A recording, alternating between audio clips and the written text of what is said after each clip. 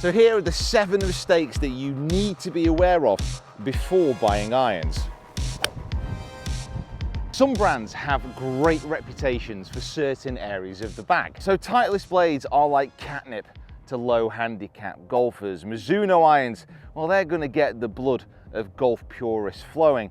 And Ping irons have a reputation of making even the worst golfers acceptable. But as the steady hand of capitalism ticks forward, companies have started to take chunks out of each other in these well-established areas. And what that means is that companies, even like Ping, are making good forged irons now. A few years ago, they wouldn't have even thought about making a club like this, but now they're really good.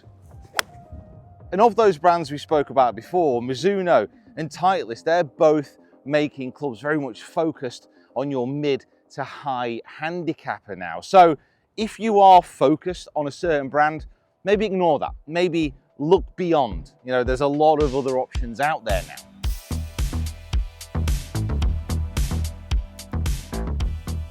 Now, I'm not denying I love a Japanese forged blade, for example. It conjures up amazing images of dancing samurai and flashing swords and the forges.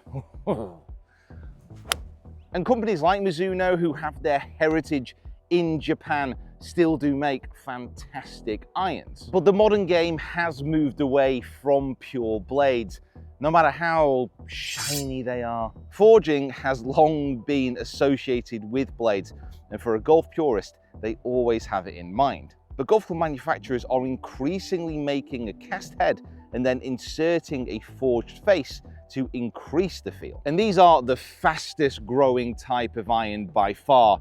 They are very popular, and I can see why. In the most basic sense, you do not need blades to hit good scores. And if that looks familiar and you're watching this video, the chances are you don't need blades either. But if you do want a fantastic set of shiny blades or muscle backs, then you can't really go too far wrong with these tailor-made P7MBs. This is a model which a lot of tour pros putting into play, and a lot of very good amateurs as well. It's very, very simple. There's not a lot to it, and it has a very, very thin sole and top line profile. You need to be confident with your ball striking if you want to put these into play. But the way that they've been forged, the way that they've been pressed, the steel in here is very dense, it is very close together, and the feel of them is absolutely fantastic. And this is what I mean about different manufacturers offering something really, really cool. This is a tailor-made blade, and it equals the performance and the feel of a Mizuno. There's absolutely no doubt about that. So if you are looking for something like a blade, then these are a very good option.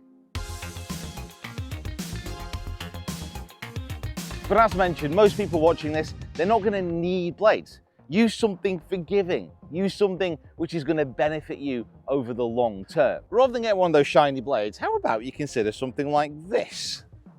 A Srixon ZX4, just go in the hole. I've chosen this club because, well, I really like it. However, there are a lot of other options in this forged face category. This is one of those clubs which has a bigger head. It offers more forgiveness. There's tech within here to help on off-center strikes, but the face itself is forged. So it has that feeling, that solidity, that softness that you could get from a blade, but then it also offers a lot of forgiveness to go along with it. You know what else would feel really good for you? Is if you hit that subscribe button. Rather shockingly, over half of you watching this aren't currently subscribed to the channel. As we march towards the number of 700,000 here on YouTube, it'll be great to have you along for the ride. During the past few years, there's been an explosion in golf club prices, and particularly within irons. This is happening as inflation goes up, the cost of materials, etc., everything you hear on the TV. However, golf clubs just generally are expensive. However, good value can still be found. For example, just look at these Wilsons. They are absolutely beautiful. So this is the Wilson staff model, but we've already spoken about how blades aren't for everyone, but if you are looking for a really shiny set of golf clubs for a cheapish price, then these are a good option. But also from Wilson, we have the D9 Forge. Now, this is actually probably one of my favorite irons that Wilson have released.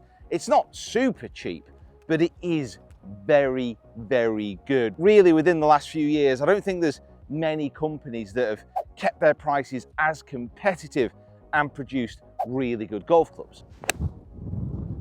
Oh, these just feel epic. Let's hold it against the wind, lovely. Go that way. No! But they are not the only company doing very good things with price. For example, look at these Tacomos. Now, Tacomo and manufacturers like Cayley, for example, they are direct to consumer. So you can't buy these clubs through shops, and that allows them to cut out the middleman, to keep prices down. But the value for money that you can find with these companies on new irons is really, really good and worth a look. We've tested out these clubs before, and I personally really couldn't see that much of a difference between these and those established main manufacturers that are well known, well regarded for making irons.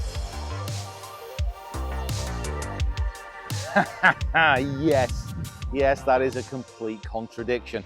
However, this is where golfers need to exercise something called common sense. If you see a box set for a new set of golf clubs and it's going to cost you $100, £100, the chances are it's going to be made of asbestos or something terrible. There are very few examples of really cheap clubs that I've tested that I thought were pretty good. But here's one. And the example I have is a Nesis. Now, a Nesis is the golf brand of the sports department store Decathlon. And I've tested a few of their clubs, and to be honest, they've always been really good, and they've also been really cheap. They're probably the only example that I can think of, to be honest, of a club that I've got for really cheap and thought, you know what, this is fantastic. Did everyone hear the strike on that, by the way? That was pure, like too pure. I think I've lost that golf ball. And to give you an idea of how good I actually think these are, I remember when I put one of these clubs into competition, like a professional event a few years ago, like a driving iron that I was hitting off the tee. And I think that cost me 30 quid new. If you're going to get some new irons and you're making a significant investment within your game, not getting them custom fit is a real oversight. And personally, if you are going to be spending this money, just go for it. And where you get yourself custom fit, there are so many options now. I mean, you have fitters that really just specialize within this one area. You have PGA pros that could then fit you and sell you the clubs. Even the big department stores that a few years ago I wouldn't have recommended. Actually now, the whole floor has been raised, and there are just so many options for you now to get custom fit. I mean, I've been really lucky to get fit by many fantastic people. If you are going to be spending this large amount of money, one area which you might want to look into is to go directly to the manufacturer. Ping, for example, if you go and see them at Gainsborough in the UK, and there are other places around the world, they already know that you're pretty committed to buying an iron. So they're not going to look to upsell you into anything, which was something which did happen back in the day when you went to these big stores. And the level of service that they offer is usually very, very high. And something a good fitter should be able to do is even potentially tell you that you don't need irons in certain areas of your bag, potentially as you're losing a little bit of swing speed, or maybe just for forgiveness. They could fit you into hybrids as it gets into the longer irons. This is something which I would recommend. Slightly strange in an irons video, but I think a lot of people would benefit from sticking hybrids in play.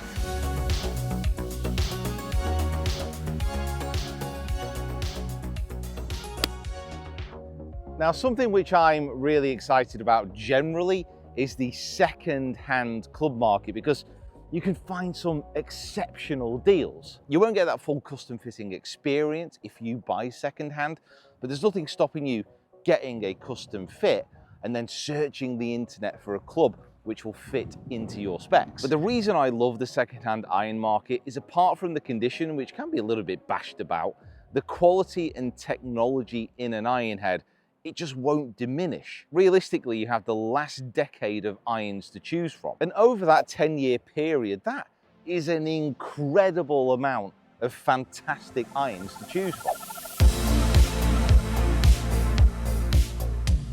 This is one of the most common questions that I get asked. Should I buy a set of irons for my current ability, or should I get a set of irons which I aspire to be good enough to use? Normally, this comes in conjunction with, I'm having lessons, I think I'm going to get better, so I should get a set of blades, a set of muscle bags, something which is beyond my current striking ability. So this is the gym fallacy. It's buying clothes that are too small for you in the hope that by going to the gym, you will eventually fit into them.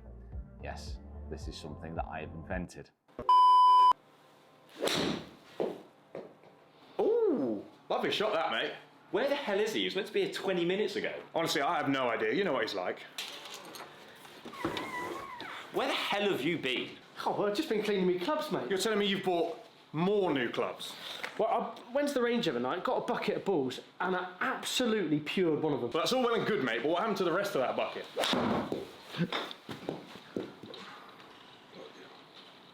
Oh, these are really hard to hit.